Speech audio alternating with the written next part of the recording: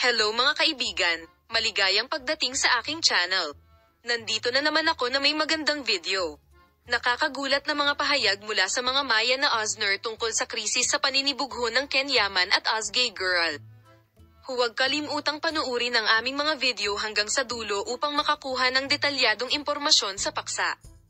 Nasa tamang lugar ka kung saan maa-access mo kaagad ang pinakabagong balita. Si Ozner Surseler, isa sa mga sikat na aktor ng Turkey. Ang sikat na aktres ng Turkey ay nagbigay kamakailan ng isang panayam na tumama sa agenda ng magazine na parang bomba.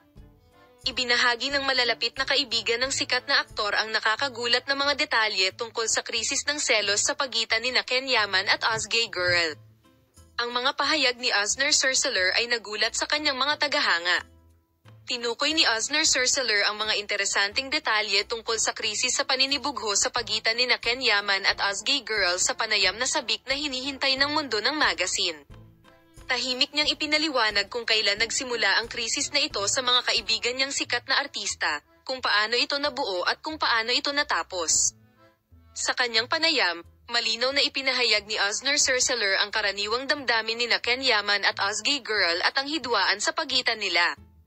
Detalyadong ipinaliwanag ng sikat na aktor kung anong klaseng atmosfera ang nararanasan ng dalawang malalapit na kaibigan na ito paminsan-minsan.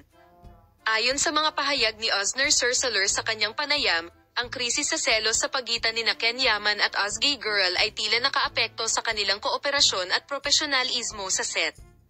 Ang mag-asawa, lalo na ang mga nagtutulungan sa magkasanib na mga proyekto, ay maaaring nakaranas ng tensyon dahil sa isang krisis sa selos.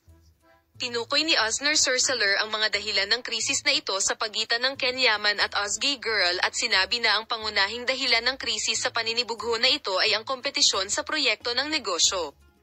Sinasabing nakikipagkumpetensya sila sa isa't isa dahil sa tagumpay ng kanilang mga karera.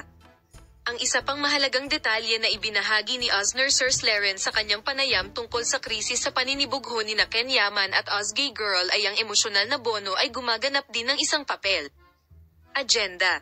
Manatiling nakatutok para sa mga balita tungkol kay Ozgay Girl at Ken Yaman. Palam.